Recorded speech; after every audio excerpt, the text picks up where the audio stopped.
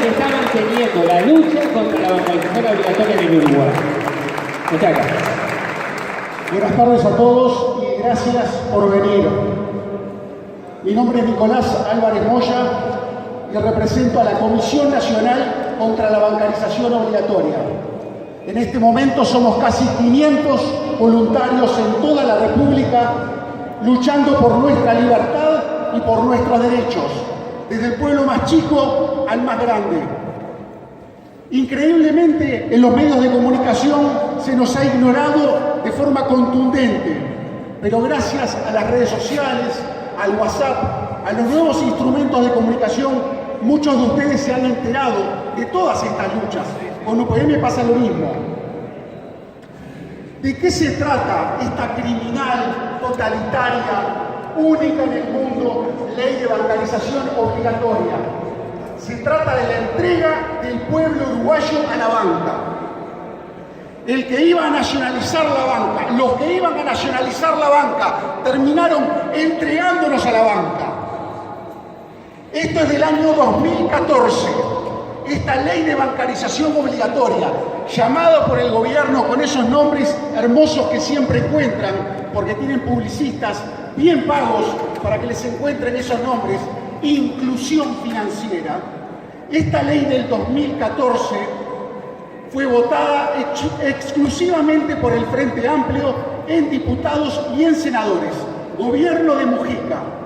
Pero lamentablemente ningún partido de la oposición ha hecho nada por defender al pueblo. Por eso ningún partido político se ha comprometido por esta lucha. Ninguno. Ninguno. Y tengan claro algo, y se los voy a repetir lo que les dije hace unos instantes. No existe otro país del mundo que tenga ley de bancarización obligatoria. En ningún país del mundo ha pasado lo que está pasando en Uruguay. Como bien catalogaron esta charla, la bancarización obligatoria forma parte de la experimentación mundial que se está haciendo con Uruguay. Los uruguayos estamos tratados como ratas de laboratorio, como en tantas otras cosas. Y como somos un pueblo sumiso, somos pocos, somos pobres, la mitad está en Montevideo, los medios de comunicación han jugado un rol muy importante para silenciar nuestras voces. Esto ha pasado. Y tenemos lo que tenemos. Como dijo hace unos instantes una señora muy bien, en Facebook somos un récord, en Twitter somos un récord con estas luchas, pero cuando hay que poner el brazo, cuando hay que ir al mundo real y salir del confort de tu casa, se ve cuántos somos. Y esto es en Montevideo, imagínense lo que es en el interior. Esto es lo más preocupante, la reacción del pueblo uruguayo. Nos rompe los ojos. ¿Cómo ha pasado esta entrega del pueblo uruguayo? Porque esto es una entrega. Acá nos están entregando a la banca, por lo tanto, un tercero inútil va a morder en todas nuestras relaciones comerciales. Porque les voy a decir algo bien claro. La ley de bancarización obligatoria es un escalón para llegar a donde quieren llegar realmente. Que lo ha dicho Astori y lo ha dicho Vergara, y nosotros tenemos las palabras exactas y se las hemos compartido por WhatsApp y por redes sociales. Ellos van hacia la eliminación del dinero físico. La eliminación del dinero físico. Y siempre sale alguno que dice, ¿y cuál es el problema? ¿Cuál es el problema? ¿No? Es tan lindo manejarse con un plástico. Es tan lindo no tener que tocar el billete sucio. No es más cómodo. No es más seguro. No nos dicen eso. Entreguistas. Entreguistas. Y a la banca privada, porque están deshaciendo el Banco República, están deshaciendo el Banco País, lo están desguazando y privatizando. Entreguistas. Si fuera por mí, al paredón.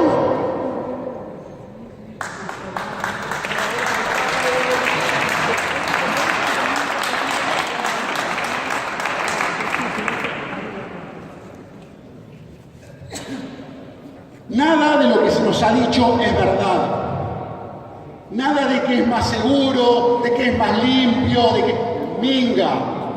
Esto es para que la banca y la banca privada muerda permanentemente con usted. Porque usted va a tener que pasar la tarjetita y nadie hace el laburo gratis. Ya, para pasar la tarjetita la pasa a través de un post. Ahí está ganando ya sabe quién. ¿Y los amigos de quién? Cada vez que pasa la tarjetita, está beneficiando a la banca. Los pequeños comerciantes se están cerrando. Recorren Montevideo, ustedes lo saben. Yo soy autónomo pequeño comerciante. Conozco cómo nos estamos desangrando los pequeños comerciantes. Porque además la bancarización obligatoria es inflacionaria, que es algo que nunca se lo dicen. Siempre le dicen que le van a descontar algún puntito de IVA, porque nos tratan como monos ignorantes. Esos puntitos de IVA que supuestamente le descuentan, se los meten por otro lado, porque el comerciante se lo tiene que cargar, porque han obligado al comercio a bancarizarse y a tener una infraestructura tecnológica que por mes tienen que gastar miles de pesos. Eso va a precio. O sea, usted está pagando todo más caro por la bendita, maldita bancarización obligatoria. Y cada vez va a ser peor. Cada vez va a ser peor, pero además ya se notan las consecuencias hoy. Los comercios se están cerrando en todo el país. Vayan por avenidas, ustedes saben lo que les estoy hablando. Vayan por avenidas y vean cómo los comercios se están cerrando, comercios familiares. Por lo tanto, la nefasta bancarización obligatoria es perjudicial para todos, salvo para los más ricos. Porque los más ricos, que tienen una espalda financiera mucho mayor, no tienen el problema de la calecita financiera que sí, por supuesto, supone para el pequeño comerciante. Al haber una destrucción del pequeño comerciante, las grandes superficies absorben todo el comercio, se quedan con toda la torta, los supermercados, los shopping, se quedan con todo. Esa es la verdad. Destrucción del comercio chico, joderle la vida a todo el interior. Ustedes saben la cantidad de gente en los pueblos que tienen que juntar para que uno vaya a la ciudad a buscar la plata de todos, está dentro de un banco, porque ahora ya no se la traen, tienen que ir a una sucursal bancaria que no tienen, cajeros que están desapareciendo, sucursales que no trabajan ya todos los días de la semana, solo algunos días, algunas horas, o directamente te lo cierran. Porque el objetivo es que ustedes no se hagan nunca con el dinero en efectivo. El caos abajo está generado a propósito. Contra mayor caos haya abajo, mayor saqueo hay arriba. Esto es una estructuralización. Esto está hecho a propósito. No hay nada porque sí.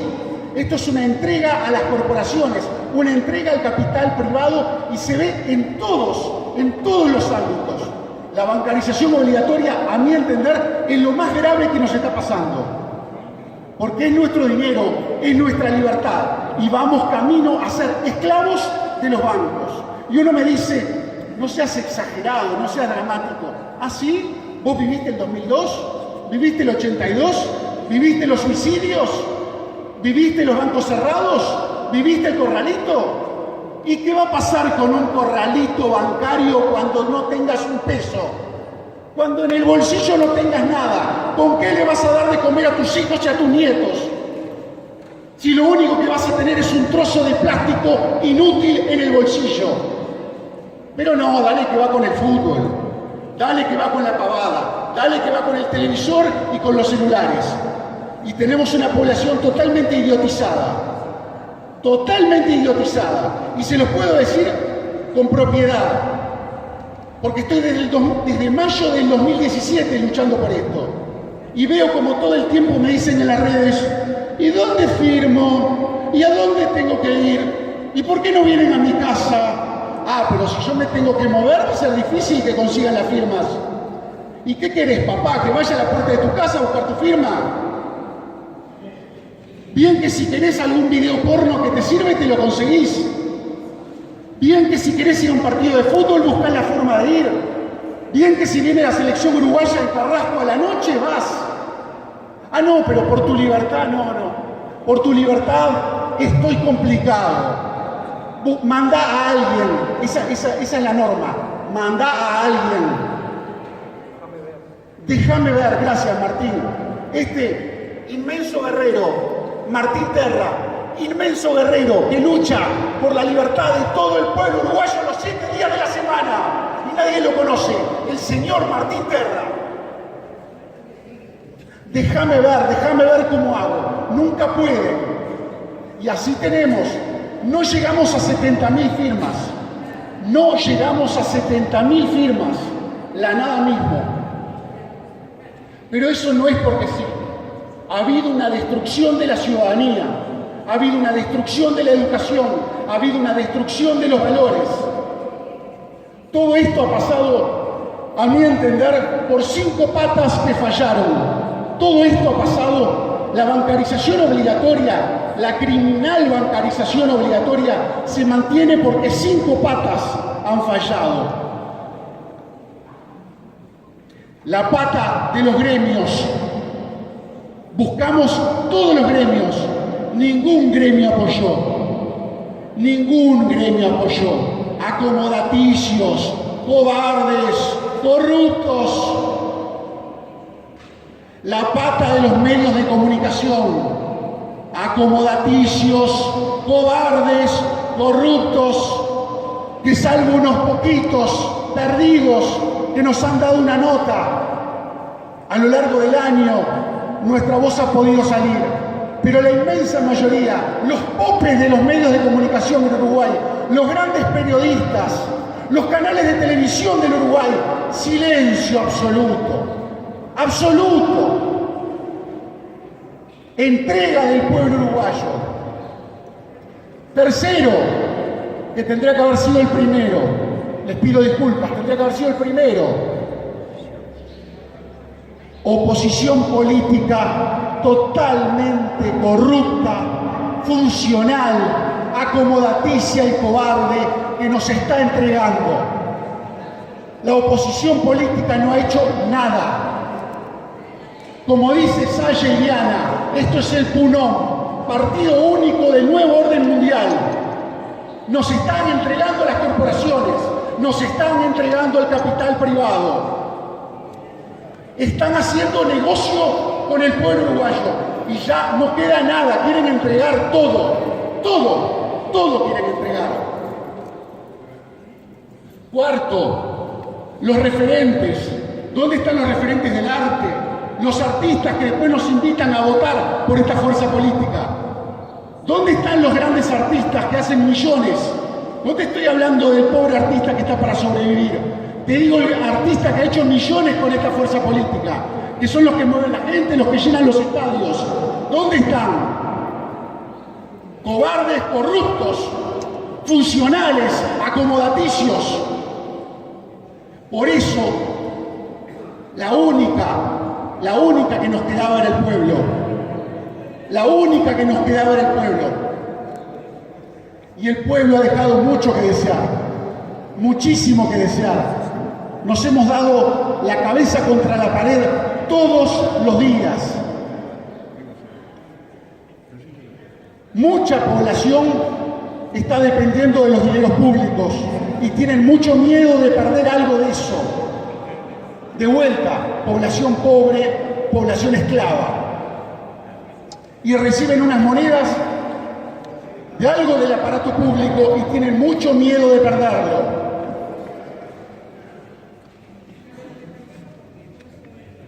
No le hablo de usted, no estoy hablando de casos personales.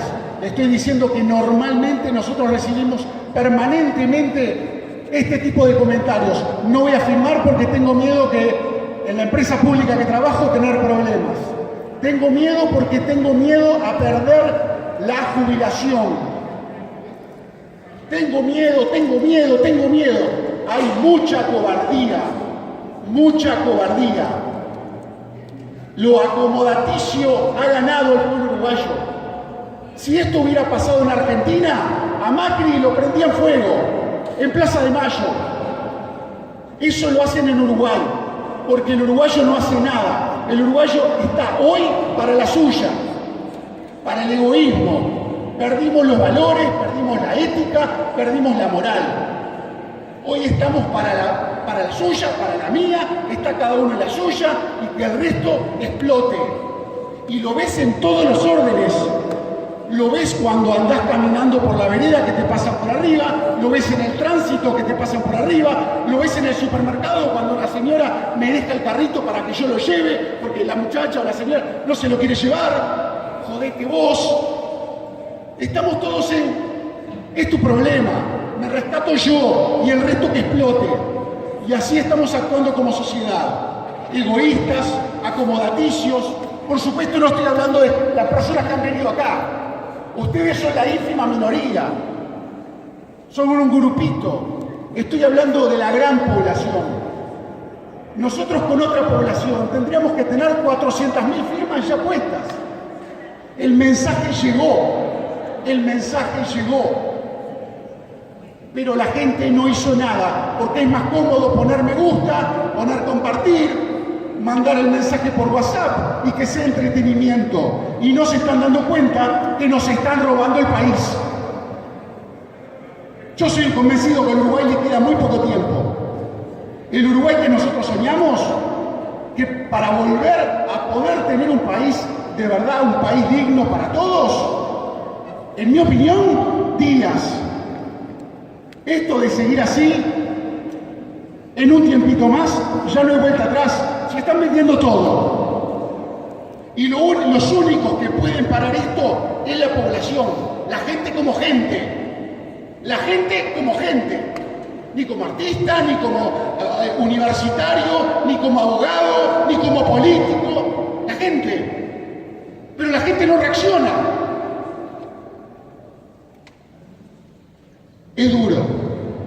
Es duro lo que estamos viviendo, pero es la verdad, yo no vine a endulzar los oídos de nadie. La realidad es durísima, y contra más la conoces, más terrible y más dura es. Voy a dejar a mis compañeros que hablen y si tienen alguna consulta, después lo hablamos. Gracias.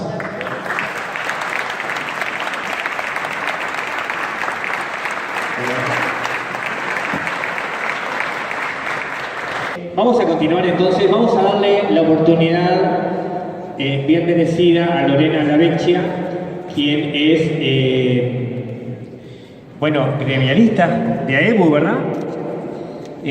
O sea que es trabajadora bancaria. Y nos va a dar una perspectiva, muchos ya la conocen, se han difundido videos de entrevistas que se han hecho en El Espectador sobre todo y alguna otra. Nos va a dar otro punto de vista entonces sobre este tema para seguir concientizándonos. Te paso el micrófono.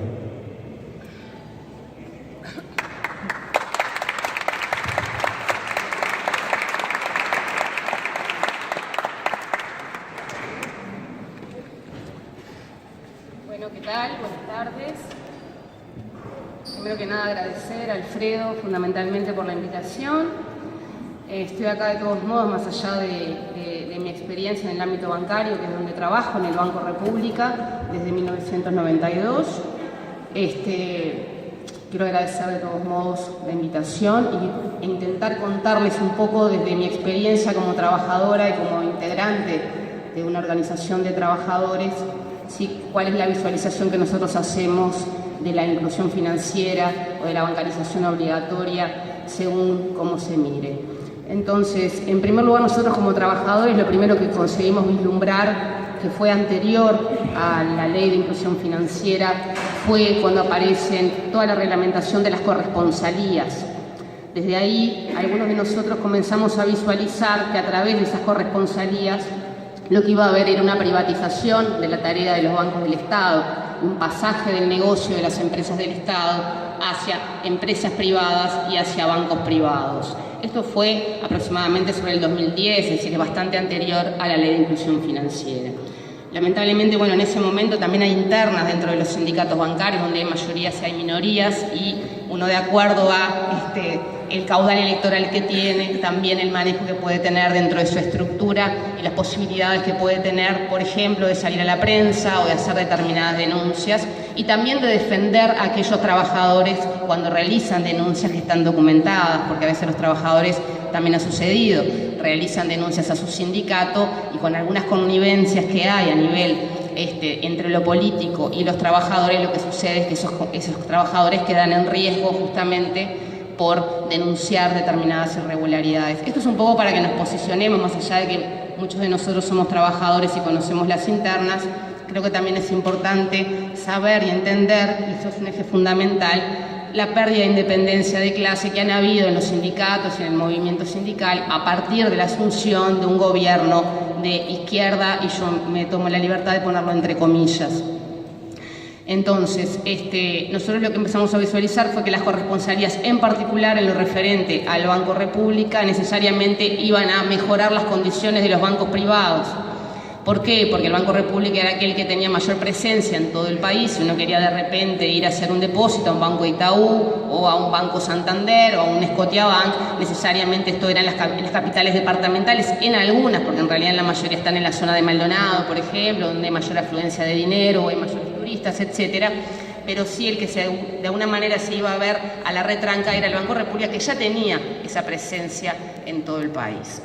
Pero bueno, nuestras voces en ese momento no fueron escuchadas y tampoco teníamos una posición como para poder contarle a la ciudadanía que era lo que nosotros vislumbrábamos. Pero además, como nos pasa en Uruguay, no solamente hay que ser, hay que parecer. Entonces, a veces, por más que uno diga las cosas, si no tiene las pruebas de que eso está sucediendo, no tiene la documentación, no tiene la historia de esos hechos, también queda en la historia de, bueno, eso es lo que te parece a vos, a mí me parece que es para otra cosa. Es un análisis que cada uno puede hacer de la situación. Eso hoy, el tema de las corresponsalías, toma un eje fundamental porque los bancos del Estado se retiran, como es el Banco República, se retira del mercado, se retira de la atención a los usuarios. Nosotros es lo que determinamos, que empezamos a tener clientes categoría A y clientes categoría B, es decir, de acuerdo al dinero que uno tenga en su cuenta, cómo será atendido y por quién, ¿no? Esto forma parte de lo que llamamos la inclusión financiera, es decir, para el Banco República o para los trabajadores del Banco República, el mandato que teníamos, por ejemplo, era aquellas personas que no tenían un plazo fijo, aquellas personas que no accedían a un crédito, que no fuera un crédito social, que también podríamos discutir lo social de esos créditos, eran usuarios y no clientes, no eran considerados clientes. A partir de ese hecho, que en realidad es una falacia, y ahora vemos cómo de alguna manera se vincula con el tema de las corresponsalías, estos trabajadores, a partir de la inclusión financiera, a partir de la pérdida de servicios, a partir del cierre parcial de sucursales, a partir de la eliminación de cajas humanas, a partir de los límites a las operaciones que hay dentro de los propios bancos para ser atendidos por un humano, implicó que aquellos de menores recursos necesariamente tuvieran que ir a los corresponsales.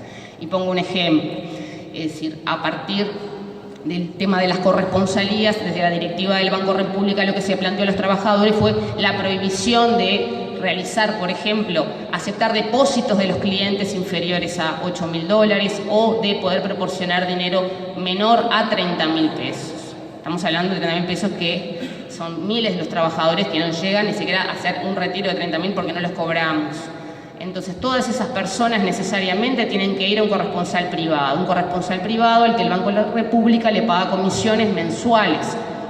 Nosotros en el año 2017 ya estábamos denunciando que el costo mensual de esas comisiones estaba en $1 millón por mes, lo que le pagamos a los Hábitat y a los Red Pagos, que son los grandes corresponsales actualmente en el Uruguay. Ahora el Banco República tiene un nuevo contrato con un administrador de corresponsales, esto es, una empresa privada que se encarga de conseguir corresponsales en todo el país, ¿sí? Al que también le adelantamos dinero, que es una empresa que se llama Resonance, que también tiene un POS, que es Resonet, que se encarga de conseguir privados que están en el interior del país, con distintas ciudades y poblaciones, ¿sí? A la cual el Banco República le adelantó dinero para ese negocio y que también pudieron montarse un negocio a partir de un préstamo del BID.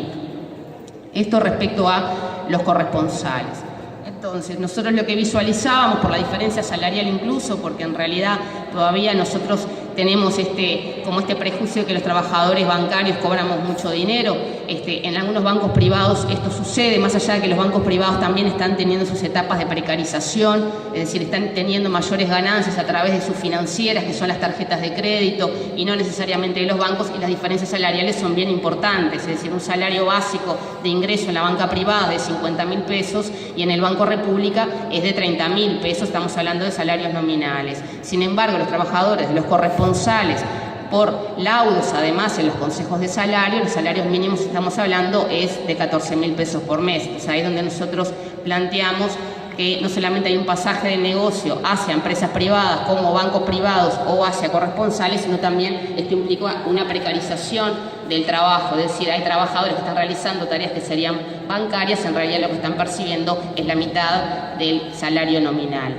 Más allá de que todos los uruguayos además estamos pagando $1 millón por mes, estamos hablando de mayo del 2017. Eso fue antes de que hubiera más operativa en los corresponsales que en nuestros cajeros automáticos. A partir de abril de este año, esto cambió, es inversamente proporcional. Es decir, nosotros ahora ya hay más operativa en los corresponsales que en los propios cajeros automáticos del Banco República. Así que, por lo tanto, nosotros estamos hablando de que ya estaríamos llegando a los $2 millones por mes de comisiones que los uruguayos le estamos pagando a privados para que tengan trabajadores con salarios de 14.000 o 15.000 pesos por mes.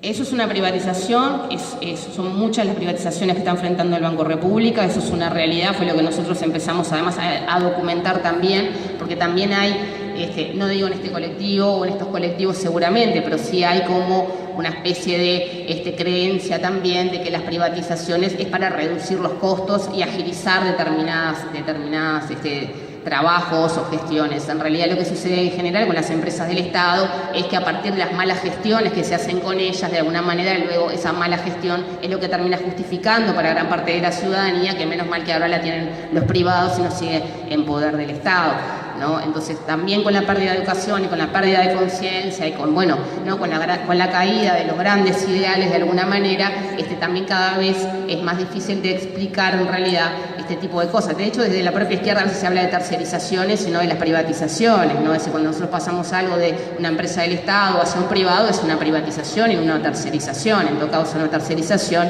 sería de un público hacia un público, desde un privado hacia un privado.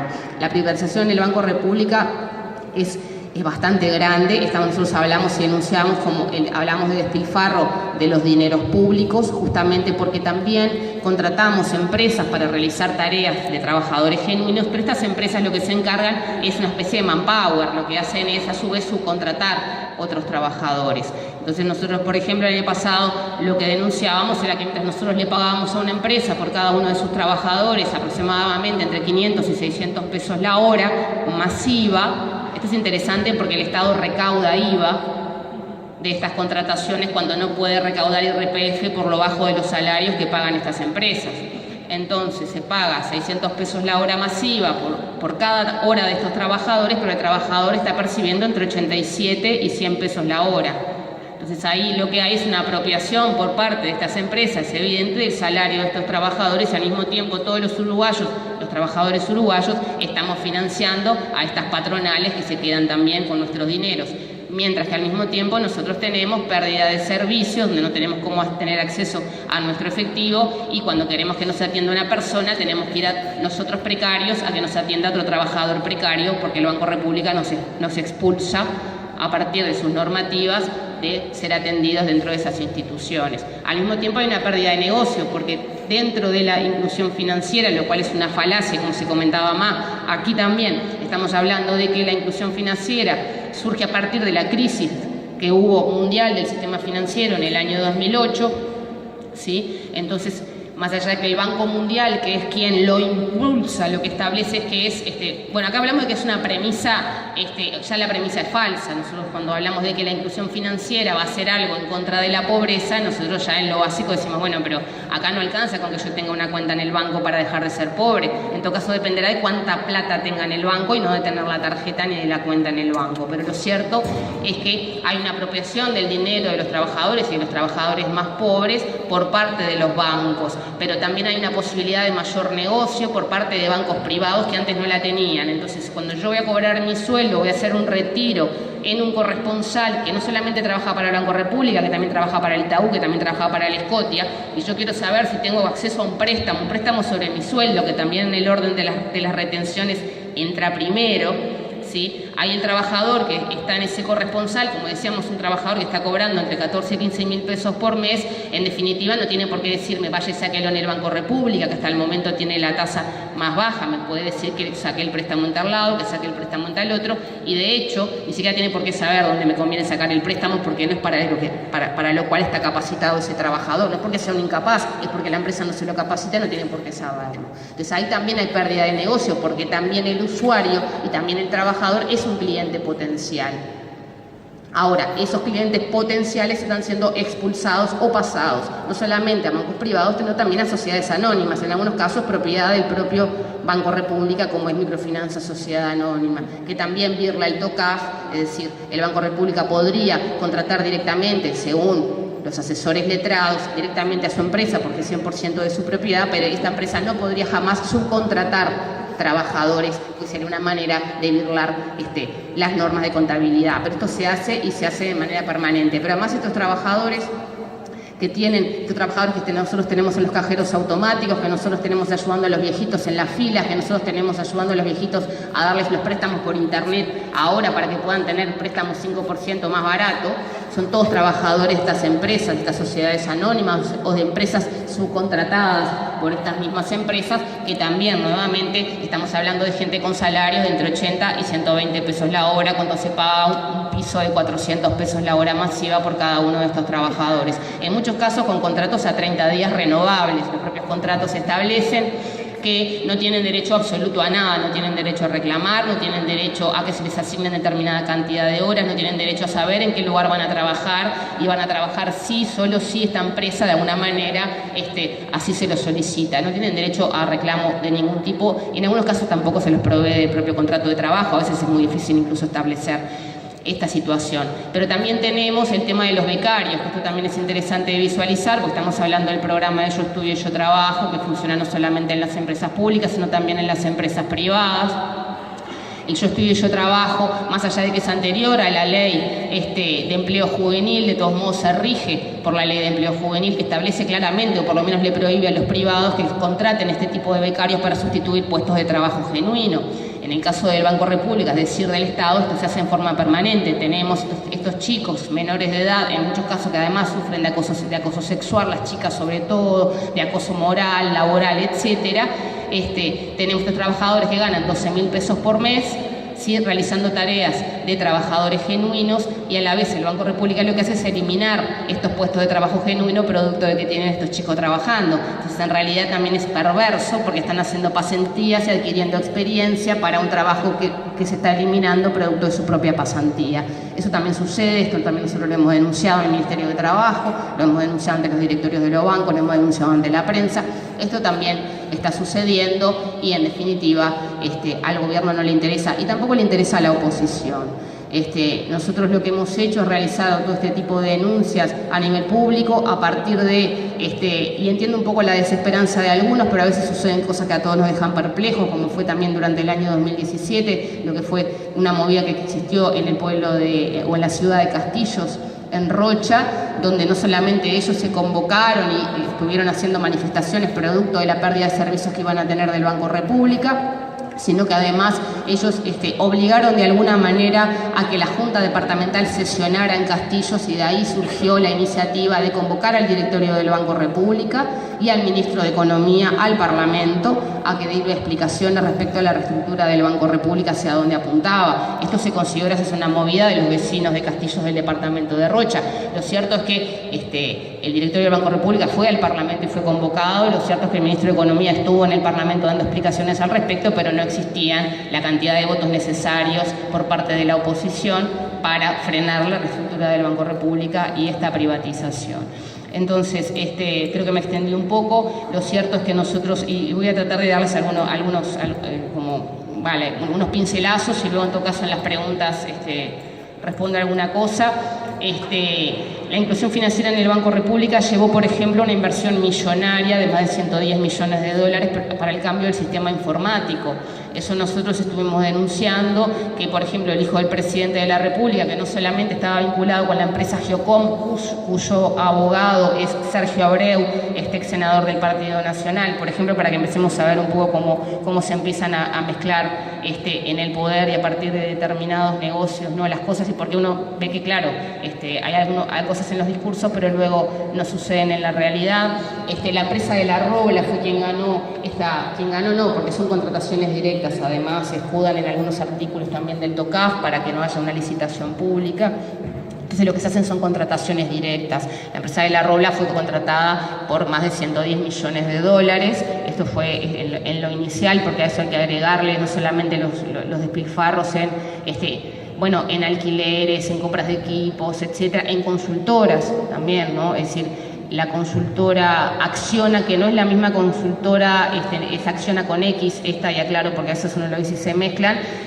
La consultora Acciona, por ejemplo, que es una empresa argentina, son todos sus socios argentinos, tienen 5 sociedades anónimas más en Argentina, todas hacen lo mismo excepto una que puede girar en absolutamente cualquier rubro. A esa empresa, por ejemplo, nosotros ya le venimos pagando 4 millones de dólares para que nos asesoren todo esto que está haciendo el Banco República. Y es la misma empresa que se denuncia a partir de la investigación en el Parlamento, que también asesoró a ANCAP para la cementera, ¿sí?, a la cual se le pagó 7 millones de dólares y nadie pudo nunca encontrar en qué los había asesorado exactamente, pero esa es una empresa que nosotros tenemos contratada actualmente en el Banco República.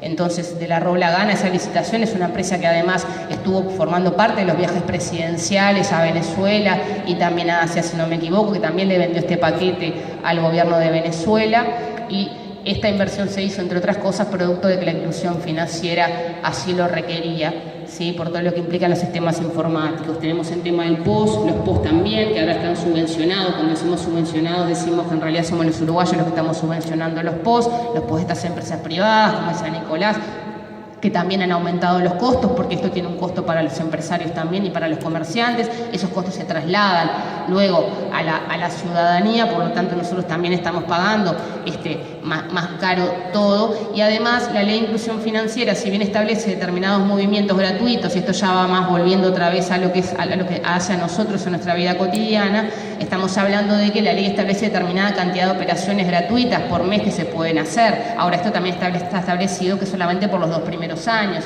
A partir de los 2 primeros años, el Ministerio de Economía se reserva esta modificación. Y si ustedes miran además los compromisos de gestión por parte de los bancos o las metas, etcétera, lo que implica es un aumento de dinero por parte de las comisiones de las cuales se van a apropiar. Pero además estos corresponsales también pueden utilizar nuestro dinero porque tienen 48 horas para volcarlo hacia las empresas, ¿no? O sea, yo vengo depositado para el Banco República y el Hábitat tiene 48 horas para volcarlo al Banco República. Ese dinero es del Banco República, pero mientras está en la custodia de Hábitat puede disponer de ese dinero. Entonces ellos también pueden cada día millones, estamos hablando de pesos diarios, ese dinero es colocado y ese dinero también implica obtener ganancias para estas empresas privadas. Y luego también, a modo de ejemplo, no solamente con el hijo del presidente de la República, pero también tuvimos en el directorio del Banco República, una vez ya no se da cuenta cuando lo echan porque uno se denuncia, porque ellos en el momento cuando uno denuncia no hacen nada y parece que no importara, pero casualmente a los 3-4 meses esa persona desaparece del panorama. Claro, uno no se puede como atribuir que fue a partir de las denuncias que realizó. Este es el caso, por ejemplo, de Pablo Moyal, que fue director del Banco República, que también trabajó con Jorge Polgan en el Banco Hipotecario, porque tiene una empresa de auditoría externa, la empresa Stavros y Moyal. Stavros y Moyal es parte de la propiedad de señor Moyal, que fue director del Banco República durante este proceso del año pasado, por ejemplo. Nosotros estuvimos incluso ocupando una agencia para que no se cerrara, donde estuvimos haciendo las denuncias de las privatizaciones, y era quien le hacía la auditoría externa, por ejemplo, a una empresa como Red Pagos, que es uno de nuestros corresponsales. Entonces ahí era donde uno se preguntaba, bueno, hasta dónde estamos hablando de una buena gestión, hasta dónde estamos hablando de connivencia entre el sector político con los empresarios, etcétera. Entonces, bueno, creo que no me quedó nada, no hay problema con plantear luego preguntas que tengan y tal. En el nivel de los créditos nosotros tenemos, el análisis de crédito también está privatizado, tenemos a CPA Ferrer, a KPMG y la tercera es hay otra tercera que no agarra prácticamente carpetas. Ellos fue parte del conflicto que hicimos el año pasado. También tienen 8 trabajadores, la de memoria descriptiva sí lo establecía, eran 8 trabajadores, también de entre 13.000 y 15.000 pesos por mes que ganaban los chicos del CPA, trabajando dentro del Banco República. También podían tener conexión online, es decir, que también desde CPA Ferrer se podía tener acceso a las carpetas de nuestros clientes. Estamos hablando de los medianos y grandes clientes del Banco República. Esta situación se hizo a la luz, además, a partir de la denuncia de una empresa que detectó que en realidad toda su información estaba en manos de CPA Ferrer y no del Banco República, ¿sí? Donde además quien tomaba la decisión de conceder o no estos créditos, de reconvertir o no, era el asesor, uno de los asesores de Jorge Polgar, que es el economista Álvaro Correa, que también es director de la Agencia Nacional de Desarrollo, que forma parte del FONDES, a la cual es financiada de alguna manera por rentas generales, por porcentaje de rentas generales que el Banco República vuelca hacia el FONDES, donde también está presidente, creo que está de presidente todavía Martín Di Barbure, que además es concuñado o fue concuñado de Jorge Polgar, porque también estaba casada con una de las hijas de Brobeto. Entonces, bueno, esta es la situación del Banco República. Nosotros siempre planteamos que es la ciudadanía la que lo debe defender. El tema de la inclusión financiera lo que hace es que nosotros, hasta los más pobres, blindemos los bancos. Incluso algunos hablaban de una corrida, que acá parece mala palabra, pero no estamos propiciando una corrida bancaria. Lo que estamos hablando que incluso ante una situación de una corrida bancaria, quienes mayormente refuerzan a las instituciones financieras somos los trabajadores. Porque claro, si uno tiene 1.000 pesos en la cuenta, no va a tirar piedras al banco y va a hacer un piquete para que le devuelvan los 1.000 pesos. Va y se lo pide al vecino si puede, y ya un poco está acostumbrado a andar sin plata. El tema es si uno tiene mucha plata en el banco, y ahí es donde de alguna manera con todo ese dinero que uno no, de a 1 peso, de a 2, de a 10, ellos sí se quedan con nuestro dinero, sí lo utilizan para hacer negocios, y somos los más pobres los que de alguna manera estamos blindando a los bancos. Eso es también la inclusión financiera, y por eso también es obligatoria, ¿no? Más allá de que hay países como en el primer mundo que también se está haciendo, entonces para unas cosas nos comparamos con Suecia, por ejemplo, porque somos igualitos. Bueno, nada más. Esto es extraordinario, ¿verdad?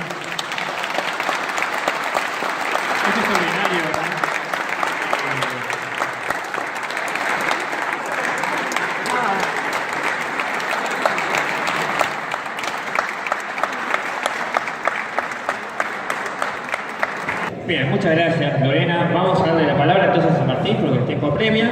Martín Terra, entonces es tu momento para dirigirte a este honorable auditor. Bueno, buenas tardes a todos. Quería iniciar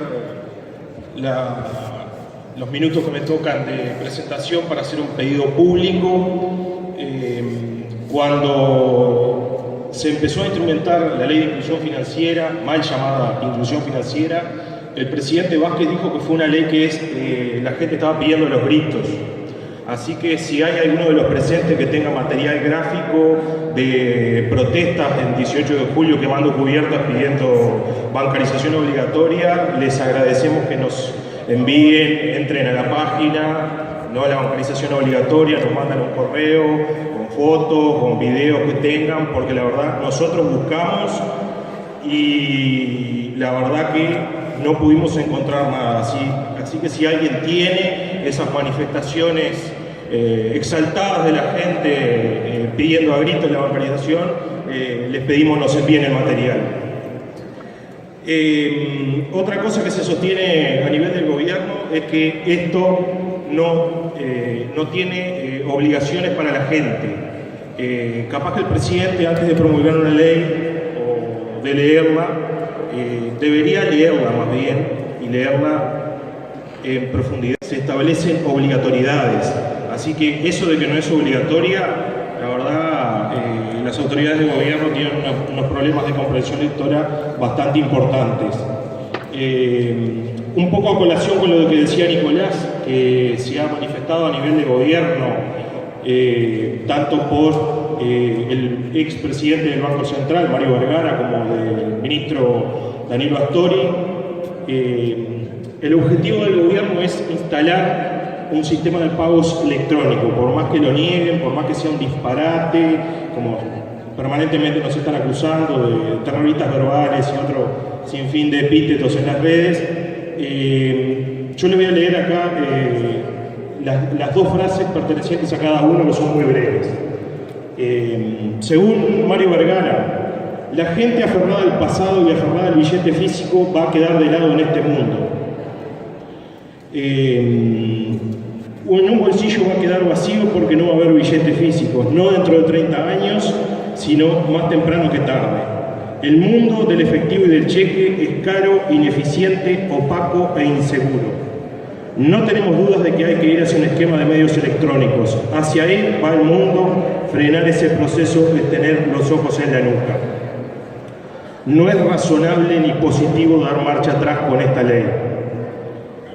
Ahora, ministro Astori, estamos absolutamente convencidos de que esto es un cambio inexorable. No lo digo en un sentido determinista, lo digo porque todo el mundo está yendo hacia la eliminación del dinero físico y de los cheques, y va hacia el uso del dinero electrónico. Es un proceso estructural e inevitable. El tema es eliminar el uso de efectivo.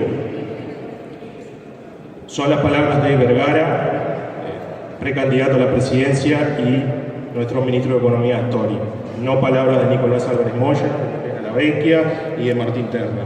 Palabras de nuestros gobernantes. Ahora, en realidad, ¿es tan así que el mundo va para ese lado? ¿Es tan así lo que nos cuentan? No los voy a aburrir con muchas cifras porque estaríamos toda la tarde, pero les tiro algunos números de algunos países para que vean el manejo del porcentaje que se hace en efectivo.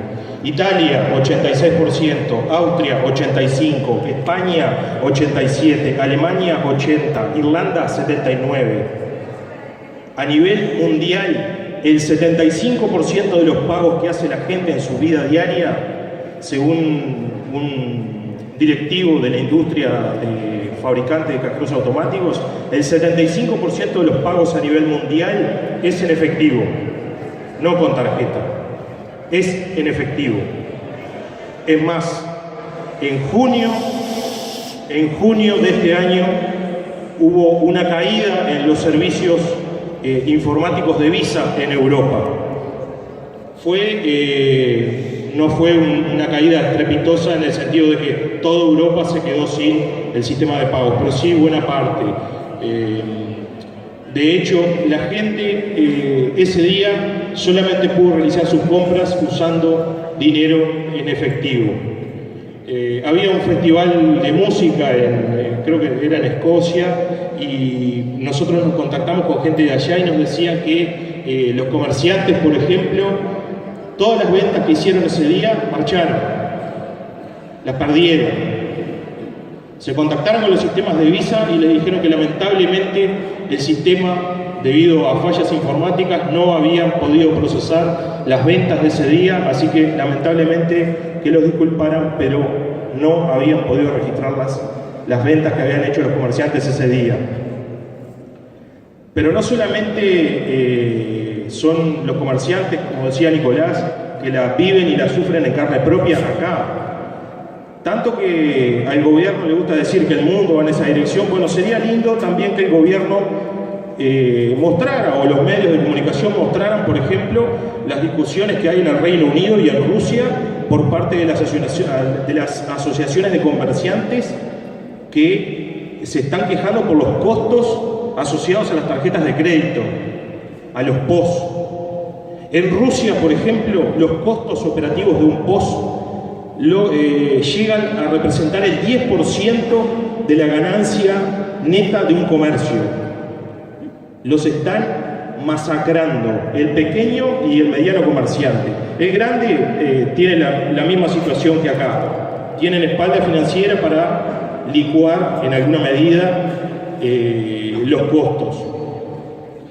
El Banco Central de Austria, por ejemplo, el de Suecia, Dinamarca, China, Japón, Reino Unido, el Banco Central de Holanda, se han manifestado en contra de la desaparición del dinero físico. Incluso el Banco Central holandés lanzó un plan a 3 años para fortalecer el acceso de la población al dinero físico. Esto está pasando en Suecia también y en Finlandia. Suecia, que es el ejemplo que siempre dan como paradigmático del uso de medios de pago electrónico. Ahora, como bien decía Nicolás y Lorena, estamos en un manejo tremendo por parte del gobierno, de las empresas amigas del gobierno, de una masa de dinero incalculable. Pero ¿de cuánto dinero estamos hablando cuando hablamos de dinero con pagos en tarjetas? Para que se hagan una idea, según el Banco Central del Uruguay, en 2017 los pagos con tarjeta de crédito y débito en Uruguay totalizaron 10.887 millones de dólares, de los cuales 4.106 millones fueron en débito. ¿Se imaginan la cantidad de comisiones que se pagan por eso? ¿Se puede calcular? La masa de dinero. La masa de dinero, les repito, que pasó por el sistema de tarjetas en Uruguay durante 2017, según el Banco Central del Uruguay, fue de 10.887 millones de dólares en un año. De esa cifra, 4.106 millones fueron en tarjetas de débito. ¿Entienden ahora por qué están tan desesperados bombardeándonos con 10.000 maneras para clavarte con un producto? Te venden una lapicera a través de un POS igual, no tienen ningún problema, porque cada vez que pasa la tarjeta es clean caja, clean caja, clean caja, clean caja. Gente que hace 4 o 5 años eran unos muertos de hambre, que no tenían plata ni para un boleto, ahora resulta que son multimillonarios empresarios del sistema financiero. Si no hubiera sido por la presión que hubo a nivel de la gente, que el gobierno sintió que le tenían el fuego en los pies, el Banco Central del Uruguay se hacía haciendo el pelotudo, diciendo que no sabía cuáles eran las empresas que estaban manejando los servicios de POS en Uruguay. Se ve que son todos, me encanta porque parece que hubieran llegado hace 5 minutos en Uruguay. No sé, déjame ver, tengo el papel acá, no sé, voy a ver. Perdón, y esta es la gente que está encargada de vigilar el lavado de dinero en Uruguay, por ejemplo. No, ese ya estaba muerto, era Gómez Cano. No, sí, eso es otro tema aparte por otra charla. Se ahogó. Pero, sí. Y el otro también se ahogó en la casa. Pero, ¿cómo puede ser que en un periodo de 4 años en Uruguay el cártel de Sinaloa lave 14.280 millones de dólares y nadie en el Banco Central se enteró de nada? Eso sí, si Nicolás, que es pequeño comerciante, se olvida de declarar una boleta, pierdan cuidado que está estaqueado en el medio de la plaza. ¿Y cómo puede ser que esa cantidad gigantesca de plata pasó por Uruguay y nadie se enteró? Nosotros nos enteramos por la justicia argentina, que hizo un profundo informe de que el cártel de Sinaloa había lavado esa cantidad de guita a un ritmo promedio de 70 millones de dólares por semana, durante 4 años, durante una parte del gobierno de Mujica y una parte del gobierno de Tabaré Vázquez. Una de las cosas que mencionaba Nicolás, de cómo los comerciantes están sufriendo en carne propia el tema de la bancarización obligatoria. Y no solamente los comerciantes, sino la gente y principalmente del interior. Uno tiene la sensación cuando lee la ley que, como tantas cosas en la historia del Uruguay, fue producto de una malsana costumbre que han tenido nuestros gobernantes. Gobernar para, por y en función de la estructura que hay en Montevideo. Una ley que se le impone a todo el país sin prever que el interior del país y sus habitantes tengan la estructura necesaria para hacer uso y para, cumplir con la ley. Como bien decía Lorena, el cierre de sucursales en el interior, y luego a la misma gente se le obliga a manejarse dentro de los parámetros de la ley. También algo que decía Nicolás y Marcelo, una verdadera asociación para delinquir. una verdadera asociación para delinquir. Yo no sé si ustedes se acuerdan, pero antes de que estuviera el actual presidente del Banco República, Polgar, había otro hombre, Julio César Porteiro, que renunció al Banco República. Creo que fue en el interín de cuando había renunciado Caloia, me parece. Bueno, lo que trascendió en los medios de comunicación, en los medios de prensa, fue que Porteiro se jubilaba porque quería estar más tiempo con su familia, en fin. Todo muy entendible. A nosotros lo que nos llevó, le digo, tómenlo en condicional, entre comillas, porque obviamente que no estuvimos en esa reunión, pero el señor Porteiro, comentando los motivos verdaderos de su alejamiento del banco, manifestó: me voy antes de que me obliguen a hacer algo ilegal como le pasó a Fernando. A ese nivel estamos.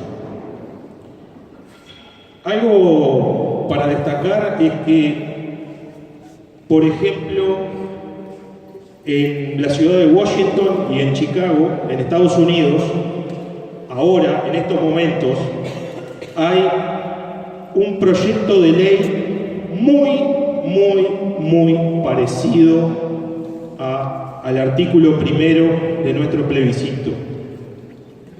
No se los voy a leer, puede ser engorroso, pero básicamente lo que dice es exactamente a nuestro proyecto de reforma constitucional: que cada persona tiene derecho a usar el dinero en efectivo como se le cante, que ningún comercio puede prohibir el uso de dinero en efectivo y que el Estado no puede establecer alguna ventaja como un descuento o algún beneficio extra por usar o no dinero en efectivo. A través de los medios de comunicación estamos bombardeados permanentemente con los grandes beneficios de la inclusión financiera. Ahora, yo les pregunto, ¿ustedes se imaginan un escenario como el que tuvimos hace 5 minutos, que en términos históricos fue eso? La crisis del 2002 fue hace 5 minutos, 16 años. ¿Se imaginan un escenario actual con un país totalmente bancarizado? Es decir, no nos pueden asegurar ni siquiera el acceso a nuestro dinero, ya sea porque explotó un cajero, porque se lava las manos diciendo: no tenemos plata para reponer ese cajero, vamos a ver, y la van licuando, y el tiempo pasa, y ese pueblito del interior se quedó sin su cajero, se quedó sin su sucursal del Banco República. Ya supone un gasto para la gente tener que trasladarse a otra localidad donde efectivamente haya un cajero, o en su defecto, si no hay cajero, estar dependiendo de una red de pagos. Está todo bien, pero si no tenés plata y estás en Guichón o en Tambores a las 2 de la mañana y tenés que arrancar para Montevideo, te tenés que tomar un taxi porque tenés un familiar enfermo, y si hace, no sé, una semana te volaron el cajero y no hay, ¿de dónde sacas plata? Si no tenés un vehículo, si no tenés algún familiar que te preste un peso, ¿qué haces a las 2 de la mañana? Porque permanentemente nos están diciendo: ¡ay, qué fácil! Vas a una red de pago y sacas plata, usás la tarjeta. ¿Cuál es el problema? Sí, bárbaro, eso en un país donde ya hay una estructura aceitada para eso. Vas a un hábitat, sí, la clásica. Bueno, sí, ¿qué problema hay? Bueno, yo quisiera saber, cuánta gente allegada al poder político es propietaria de un hábitat. ¿Cuánta gente tiene un red pagos? Porque eso parece ser el común denominador últimamente. Se acusa, por ejemplo, al gobierno del desastre que nos causó la regasificadora, y siempre se está bombardeando de que, en fin, las empresas compañeras hicieron latales con la regasificadora.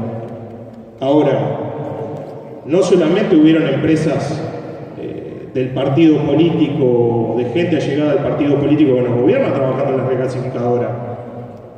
¿Por qué no se publica la lista de empresas que trabajaron?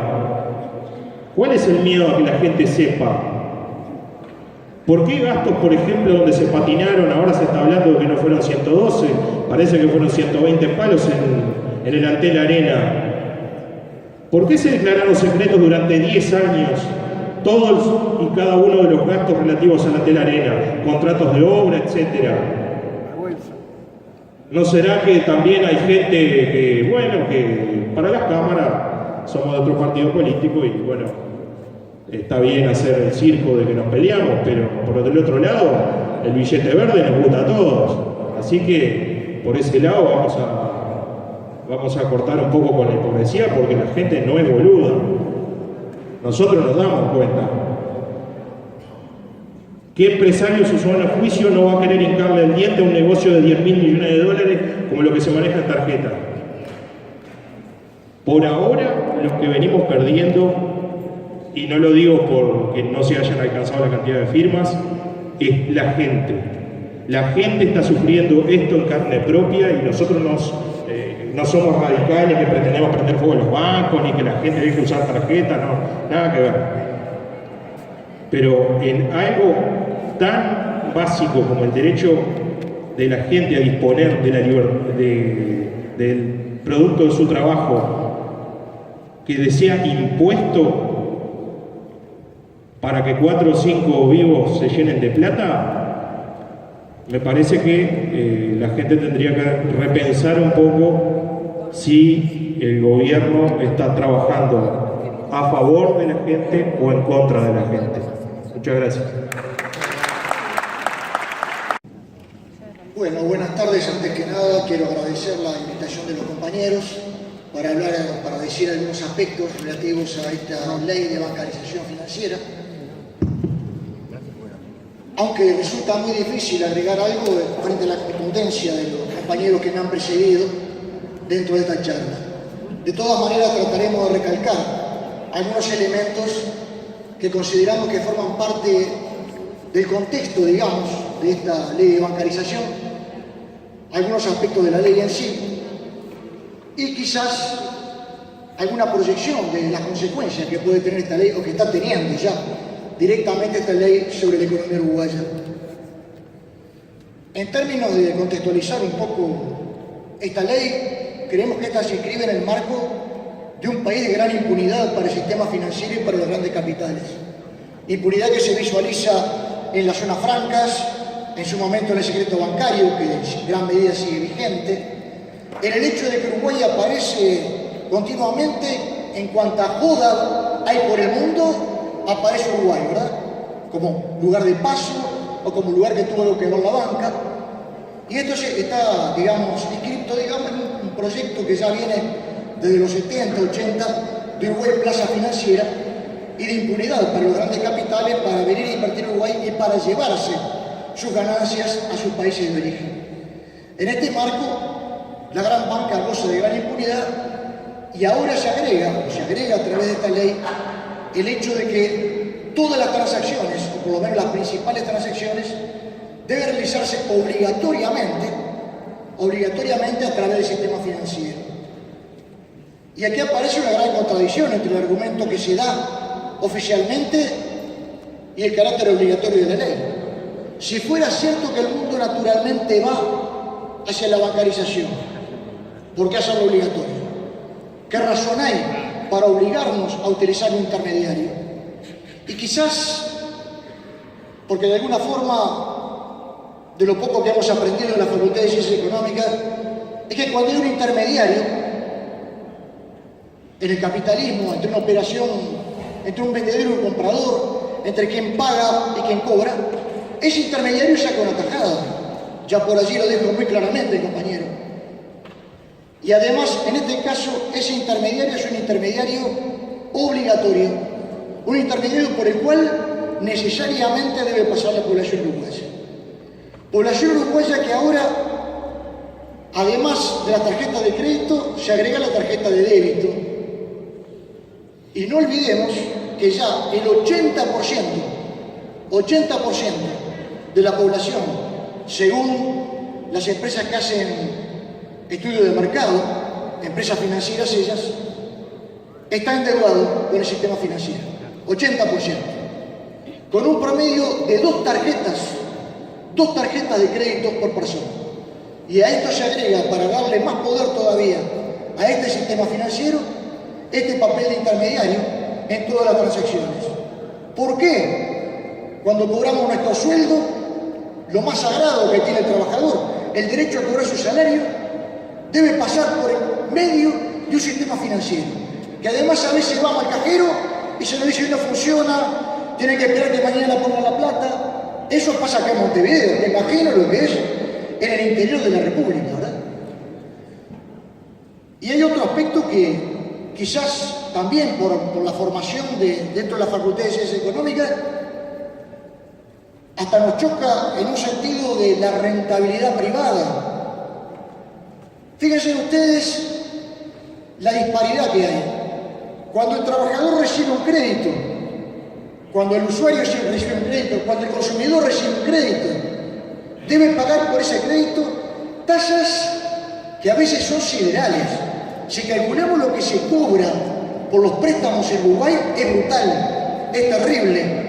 Hasta el crédito que le llaman social del Banco República anda por un 20 o más de un 20% cuando se nos dice que la inflación es de un 7%, el triple. Esos son los sociales. Los no sociales no les digo nada. Hay tasa de interés hasta de un 100%. Pero, por el dinero que libremente usa la banca, de nuestro dinero, por ese dinero de nuestros sueldos, que nunca lo podemos retirar todo al mismo tiempo, parece obvio que todo el mundo no puede retirar todo el dinero de golpe, no paga nada. Utiliza una enorme masa de dinero con la cual realiza préstamos. Y por eso no paga absolutamente nada. Y además, quizás, de alguna forma, el elemento que podría tener Uruguay a favor es la existencia del Banco República, del Banco País, que puede competir supuestamente con la banca privada. Y ahí se lo está destruyendo. En lugar de darle armas para competir, al contrario, se lo está destruyendo y privatizando. O sea, por allí tenemos parte de lo que es todo este modelo.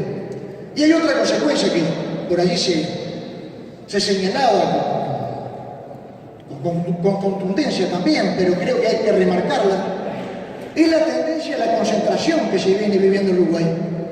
Una tendencia a la concentración de riqueza que se va a acentuar más y se acentúa más con esta bancarización obligatoria, porque los grandes bancos y las grandes superficies se otorgan entre sí mutuos beneficios. Yo si deposito, si cobro por tal banco, cuando compro en tal negocio tengo tal descuento. Con lo cual, obviamente, se fortalecen entre sí los grandes tiburones y el que está fuera de todo ese proceso queda cada vez más marginado. Tanto es así que hasta los que nos negamos normalmente a usar tarjeta o tratamos de usarla lo mínimo posible, somos los que terminamos a veces pagando el pato. ¿Por qué? Porque se le hacen mayores descuentos, a veces privado al que usa la tarjeta.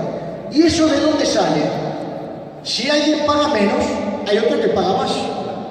Obviamente, ese descuento que se le hace al que tiene esa tarjeta, se lo está cobrando a todo el que no la tiene. Y necesariamente todo esto lleva a un enorme proceso de concentración que marca un poco lo que es la trayectoria y la tendencia futura de las consecuencias que en términos generales tiene este proceso. Pido disculpas si hemos sido un poquitito más entreverados que de costumbre.